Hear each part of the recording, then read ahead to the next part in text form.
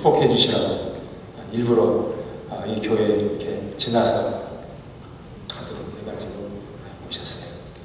근데 어제 저는 1층, 2층만 보여드리고 싶었는데 4층까지 다 보고 싶으시다 해가지고 4층으로 일단 박영자 목사님, 이종배 지사님, 정미영 목사님 세 분들이 놀이를 하고 계셨어요. 참 얼마나 참 수고를 하시는지 다시 한번 또 감사의 마음을 가졌고요. 그리고 어제 또 은퇴하신 분들이라서 그런지 이런 생각 서로 해서 나눴어요. 우리 유엔, 우리 대한민국이 정한 거 말고 유엔이 정한 게 있는데요. 유엔이 청년의 나이를 18세에서 65세까지 청년으로 이렇게 구분을 했거든요. 그리고 66세부터 79세까지가 중년이에요. 저는 그럼 어디에 해당할까요? 네, 저도 중년이에요. 그래서 서로 우리는 중년이 모였다 하면 이렇게 위로받고 했는데요. 그래서 이 소식 우리 영광교회에다 알려줘도 기분 좋을 분들이 많이 계시겠다 싶으시더라고요. 오늘 청년 되신 분 계시죠? 네, 오늘 중년 되신 분 많이 계시겠죠? 네, 하여튼 오늘 기분 좋은 그런 소식 그냥 보너스로 드리고 말씀 시작하도록 하겠습니다. 자, 오늘 설교 제목은요, 모두와 함께 예배하기. 같이 한번 해보시면 어떨까요? 시작. 모두와 함께 예배하기.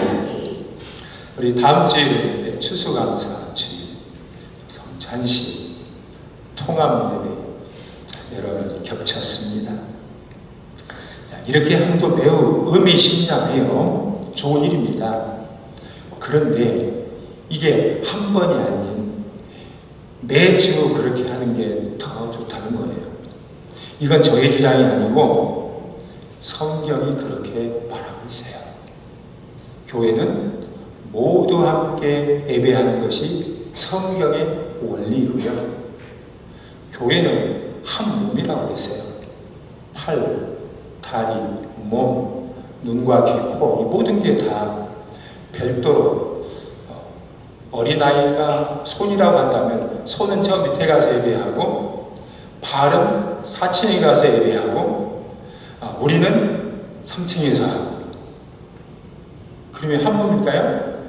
몸이 다 나는 거죠.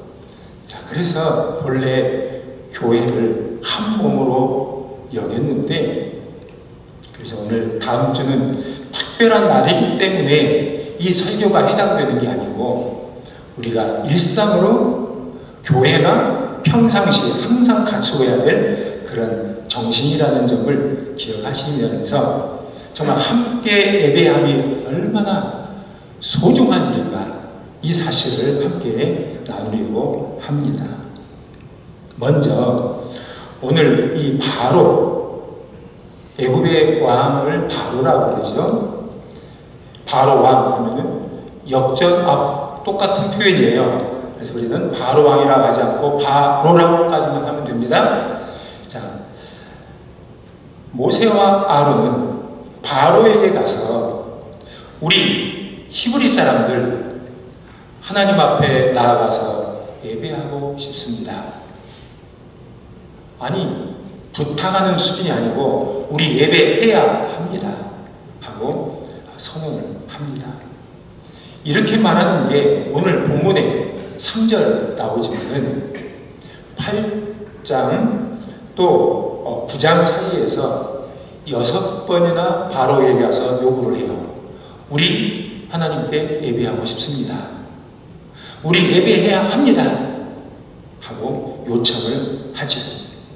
자, 그런데 이 바로는 번번이 거절을 하지요. 오늘도 역시 마찬가지입니다. 그런데 바로가 예배를 거절하는 이유가 뭘까요? 하나님이 싫어서도 할 수도 있지만 첫 번째 이유는 히브리인들은 모두가 다 저들의 종이에요. 무료로 부려먹는 종들이에요.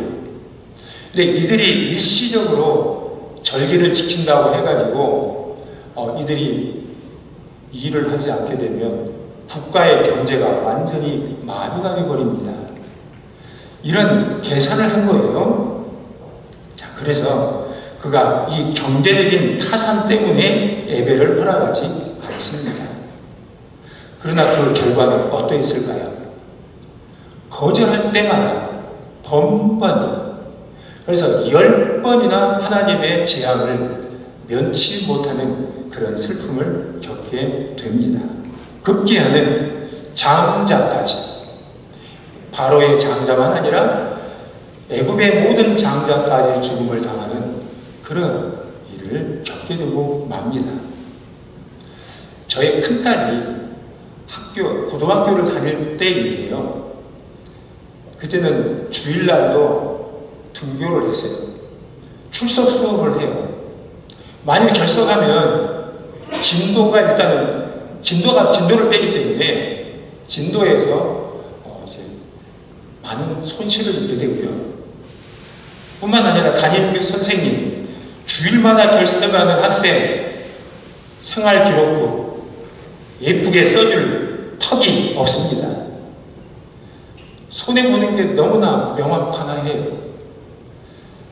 그래서 교회 다니는 친구들 대부분이 다 주일날 학교를 가게 됩니다.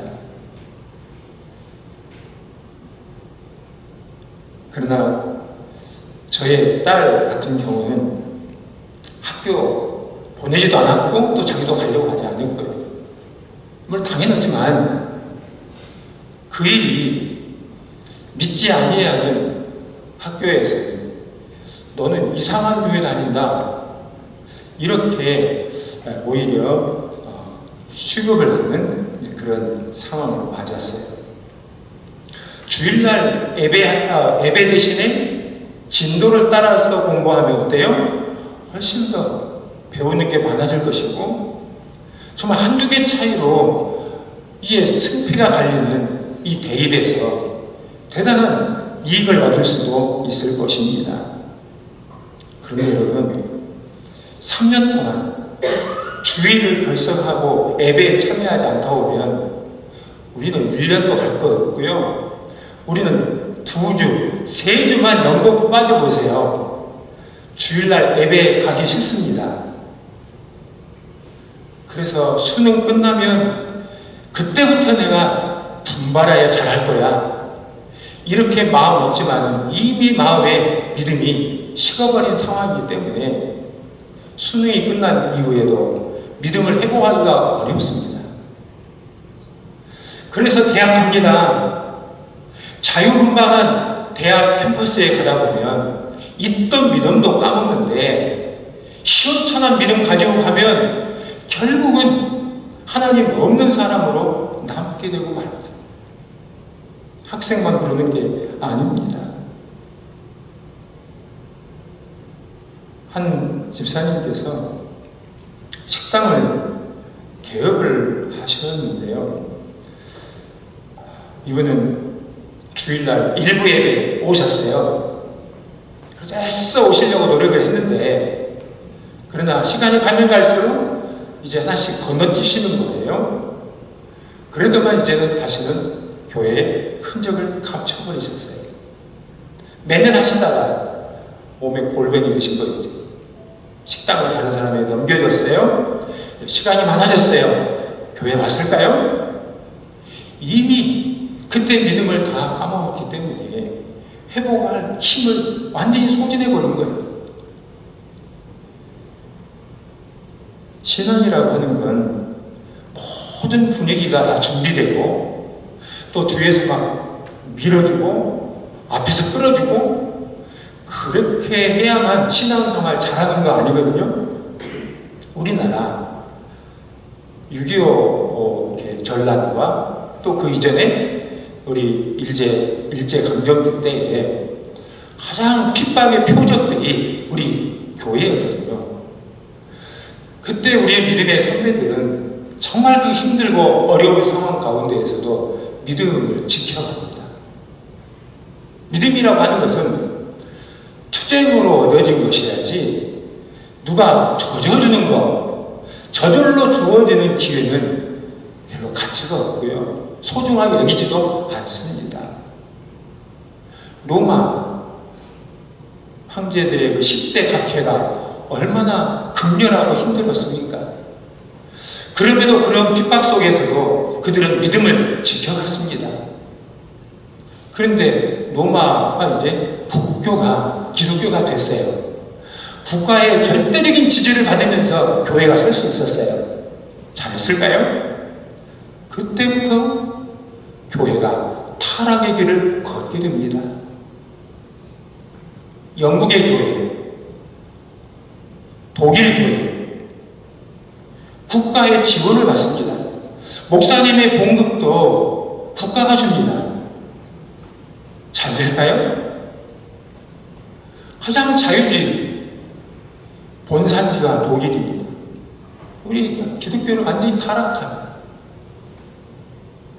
제가 기독교 그 순천의 연합회 회장을 할 때에 그때 그 동성애 그 문제가 이 순천시 의회에서 입법 예고가 됐어요. 이거 막기 위해서 제가 뭐 투쟁적인 사람 아니잖아요. 저는. 근데 그에 앞장섰는데 가장 반대자가 누군지 아세요? 성공회, 영국 성공회 신자들이 저에게 막 항의를 하고 있어요. 신앙이라고 하는 건 투쟁으로 얻어질 때 거기에서 힘이 있고 가치가 생기는 거예요. 지금도 사탄은 우리의 예배를 방해합니다. 예배를 회방하는 여러분들의 바로는 무엇입니까? 학생들이면 공부가 바로이지. 어른들 같으면 일, 돈, 또 어떤 이들은 게으름, 어떤 이들은 쾌락, 이런 것들이 여러분의 예배를 방해하지는 않으신지요? 여러분, 우리가 이 예배를 드릴 수 있도록 이 예배의 자리가 마련한 건 여기에 어떤 희생이 묻혀진 줄 아십니까? 하나님께서 자신의 아들 예수님을 십자가에 내어주셨어요. 그 피를 통하여 하나님 앞에 나아갈 그 휘장, 막혀있던 그 휘장을 열어주셨어요.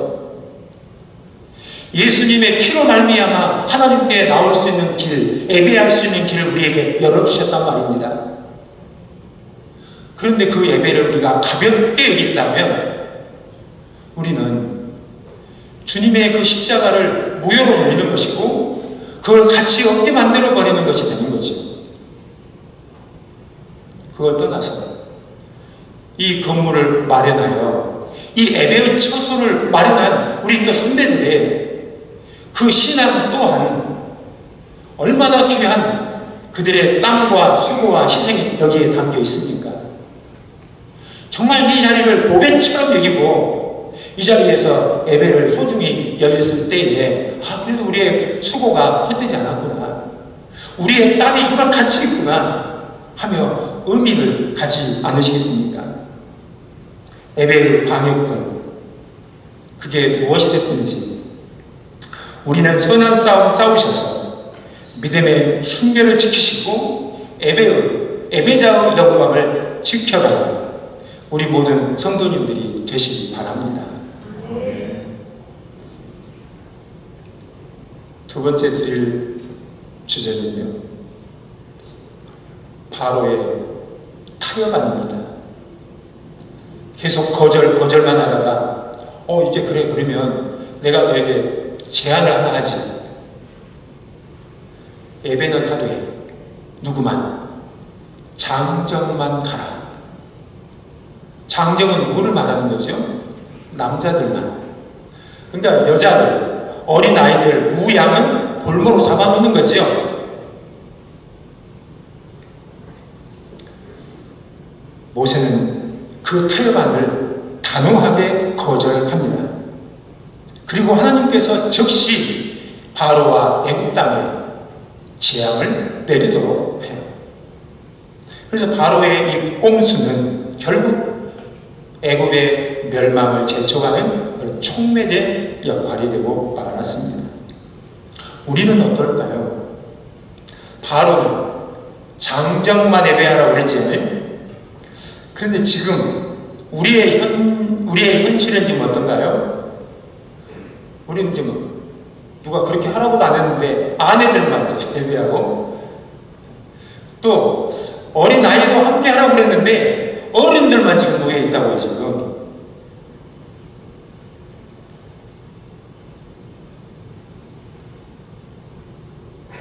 우리는 바로처럼 무슨 악의가 있는 거 아니죠.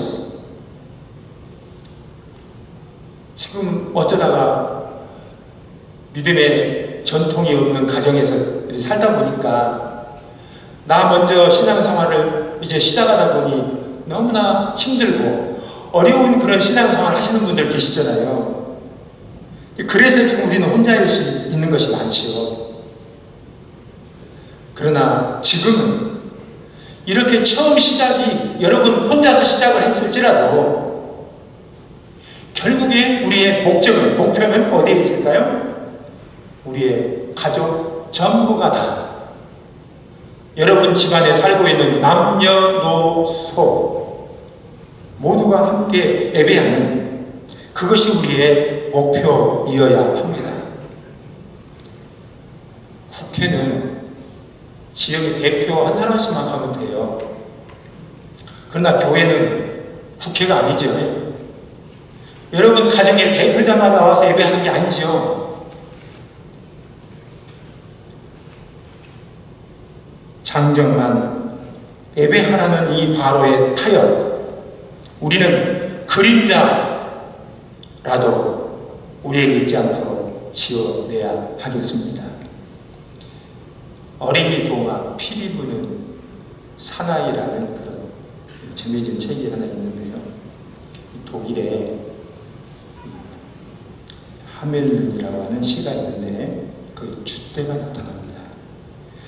그런데 이 줏대 때문에 시장님이 골치를 앓고 제안을 해요. 누구든지 이 줏대를 퇴치하는 사람에게 상금을 내리겠다. 그때 한 남루한 남자가 피리를 불어요. 그런데 그 피리 부는 사나이를 따라서 이 줏대들이 다 따라가는 겁니다. 어디로? 강물 속으로 그냥 다 빠쳐버려요. 그냥 순식간에 줏대를 퇴치했거든요. 그럼 이제 뭐가 나와야지? 이제 상이 주어져야 되잖아요. 시장님이 약속을 안 지킵니다. 그러자 이 사나이는 다시 피리를 붑니다. 그랬더니 이번에는 그 지역에 살고 있는 어린 아이들 130명이 피리 부는 사나이 뒤를 따라와요. 그리고 산속으로 깊은 곳에 들어가서 이 아이들의 흔적이 사라지고 맙니다. 그런데 공교롭게 그날이 주일날이었습니다. 또 그 시간에 어른들만 예배당에서 예배를 드리고 있는 그 시간에 아이들이 증발돼 버렸습니다. 이건 그 시대를 고발하는 동화거든요. 예수 믿는 어른들, 약속을 번번이 깨는 형식적인 그리스도인들이었고, 또 어린 아이들의 신앙의 가치를 너무나 가볍게 취급을 했어요. 너희는 커서 교회 다니면 돼. 이런 식이었던 거죠. 만일 아이들과 함께 교회를 갔다라면 어땠을까요? 이런 일이 생겨날 수 없겠지요. 이제 시선을 우리에게 돌려보겠습니다. 피리 부는 사나이가 나오는 이 시대상, 오늘 우리의 시대와 너무나 닮은 꼴이라는 거죠. 교회마다 어린 아이들이 없어요. 어른들만 자리를 지키고 있습니다. 그런데 어른들이 교회 간 사이에 아이들은 집에서 뭘 할까요? 피리 부는 사나이를 따라서 게임을 하고 야동을 볼 것이고, 그래서 부모님들이 예배당에 가는 이 시간을 고대합니다. 그 시간이 저들의 해망구예요. 물론 다 그렇다는 건 아니고요. 여러분의 자녀들과 손자들은 지금 어떠한 상태에 있습니까? 불신앙 가운데 두면 안 됩니다. 우리의 자녀와 손자들이 그리스도 밖에 머물지 않도록 해야 합니다. 어른들만 예배하는 교회, 소망이 크지 않아요. 장정만 예배하는 오늘의 상황을 우리는 반드시 벗어나야 합니다. 우리 수지 영광교회가 장정만 예배하는 교회가 아니라 다 함께 예배하는 그런 교회 될 수 있기를 바랍니다. 마지막 드릴 말씀인데요. 9절의 말씀 보면 바로의 타협안에 대하여 너는 장정만 가라, 여기에 대한 응답을 모세가 합니다. 9절을 같이 보시겠습니다. 시작. 모세가 이르되 우리가 여호와 앞에 절기를 지킬 것인즉 우리가 남녀노소와 양과 소를 데리고 가겠나이다. 모세는 시도일관, 이것도 감지덕지하구나, 이게 아니라 시도일관 남녀노소 우양까지 함께 가서 예배하겠습니다. 선언합니다. 이것이 오늘 우리의 교회가 취해야 될 정신이에요. 미국에 딱 한 번밖에 안 가본 사람인데 좀 가본 척 한다고 하지 마십시오. 딱 한 번 갔는데 일부러 내가 주위를 뛰어갔어요. 거기에 예배가 어떻게 드리는지도 보고 싶었거든요. 근데 장로교회 갔습니다, 제가. 그런데 그때 정말 이 성경의 원리를 따라서 모든 가족들이 남녀노유 다 함께 한 예배당에서 같이 예배를 드려요. 그리고 목사님이 설교하는 그 시간 어린아이들만 조용히 선생님 따라서 나가서 그 시간 저들끼리 또 성경 공부를 하고 예배가 마칠 쯤 되면 그때 다시 또 정확하게 들어와가지고 마지막을 함께 마무리하고 예배가 파하는 그런 모습을 보았어요. 이건 미국 교회에서가 그런 게 아니고 이게 바로 성경의 모습이에요. 출애굽기 12장 26절 27절의 말씀 보십시오. 첫 번째 절기 유월절을 지키거든요. 그때 그 유월절에 장정만 갔을까요? 어른만 갔을까요? 여기에 어린 아이들도 함께 참여를 합니다. 그런데 어린 양이 아무 잘못도 없는 것 같은데 피 흘려 쓰러지는 걸 봤어요. 어린 아이들이 쓴나물을 먹는 거 봤어요. 그리고 누룩 없는 무교병을 먹는 것도 봤어요. 그때 아이들이 이게 뭐예요? 이렇게 질문하거든. 너는 이것이라고 말을 해줘라. 맞습니다. 우리의 자녀들의 교육, 주일학교가 맡아주는 게 아니에요. 그는 보조의 역할입니다. 진짜 사명은 부모에게 있어요. 함께 예배당에 와서 다음 주에 성찬식 합니다. 어린 아이들 상관없는 시간 같이 보이지요? 아닙니다. 이건 뭐예요? 오늘 성찬식 하는데 이게 뭐예요? 이렇게 물었을 때에 대답해 주는 거, 이것이 진짜 교육이거든요. 절대 잊혀지지 않는 일이 됩니다. 구약만 그런 게 아니라 신약에 우리 예수님께서 광야에서 설교할 때에 오병이어의 그 기적의 현장에 누가 있었습니까? 어린아이가 함께 있었어요. 그리고 예수님 어느 날 한 곳에서 설교를 할 때에 부모님들이 어린아이를 데리고 예수님께 나와서 만져주심을 바라고 아이들을 데리고 옵니다. 그때 제자들이 꾸짖어요. 너희들은 가라. 애들은 가라. 시끄럽다. 예수님 설교하는데 널 방해꾼이야. 그때 우리 예수님께서 진노하십니다. 저들을 꾸짖으시면서 저들이 어린아이들이 내게 오는 것을 용납하고 금하지 말라. 하나님의 나라가 이런 자의 것이다. 예수님도 함께, 어린아이가 함께, 어른들과 함께 예배하는 것을 우리 예수님께서도 공인을 하셨습니다. 저희 교회 80세 된 할머니가 돌아가셨어요. 장례를 합니다. 근데 옆에 칸막이가 너무 얇으니까 이게 다 들려요. 옆에 사람들이. 동시에 장례를 치르시는 분이 있었는데 그때 옆에서 막 우는 소리가 들렸어요. 아버지 얼마나 애로우셨어요. 이렇게 막 통곡하는 자녀들의 그 울부짖는 소리가 복도를 가득 메웠습니다. 그런데 제가 장례하는 그 교회 할머니는 외로울 틈이 없었어요. 왜일까요? 주일마다 우리 교회와 시내가 8km 되거든요. 주일마다 아들, 며느리, 손자들을 함께 데리고 예배당에 오는 겁니다.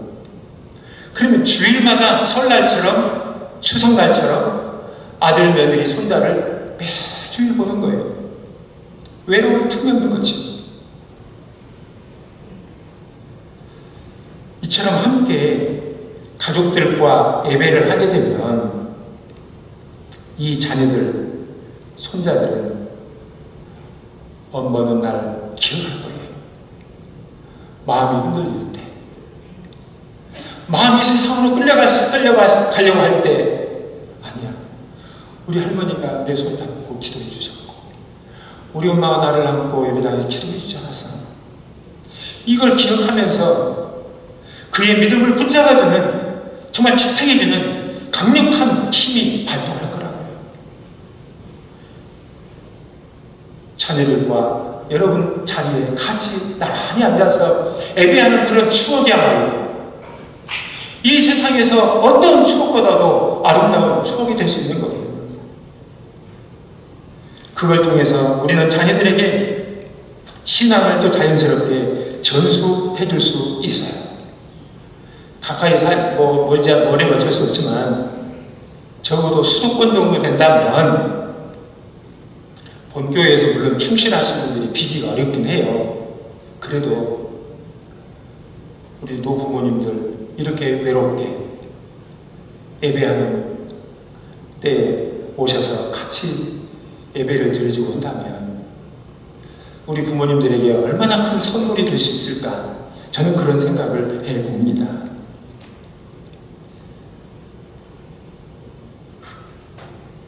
남녀노소 어린아이들이 함께 모든 세대가 한자리에서 예배를 하게 되면 대단히 비효율적인 것은 사실이에요.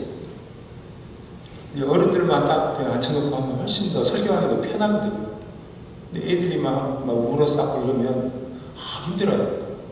그런데 하나님의 나라는 효율성을 따지는 게 아니에요. 많은 결과를 가지고 따지는 그런 나라가 아니거든요. 보십시오. 이스라엘이 애국 가나안 땅으로 갈 때에 직선거리로 가면 일주일이면 갈 수 있어요. 하나님은 신속한 길을 다 하세요. 그럼에도 불구하고 광야에서 40년을 뱅뱅 돌게 만듭니다. 낭비일까요? 이걸 비효율이라고 말할 수 있을까요?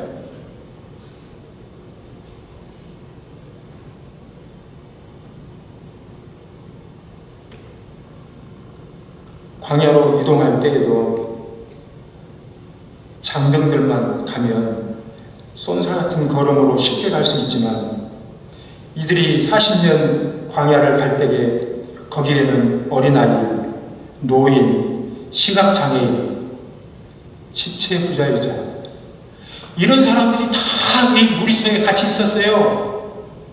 이들과 함께 가는 것이 얼마나 느릿느릿 속 터지지. 그런데 하나님께서는 빨리 가는 걸 원하지 않으시고 너희를 함께 가야 된다. 이것을 주님은 원하셨어요. 가족 공동체도 마찬가지입니다. 내 가족 모두 함께 예배하는 이 일이 하나님이 원하셔요. 그동안 여러분들 혼자서 정말 여러분의 가정에 신앙을 일으켜 보시려고 애쓰신 것 압니다. 수고하셨어요. 그렇지만 이제 여러분 혼자서 예배하는 것이 여러분의 마지막 최종의 목적일 수는 없어요. 이제 온 가족이 함께 예배하겠다고 하는 그런 강력한 그런 뜻을 품으실 수 있기를 바랍니다. 하나님은 가족 중, 여러분의 가족 중 한 사람만 예배하는 사람으로 세우고 싶은 분이 아니십니다.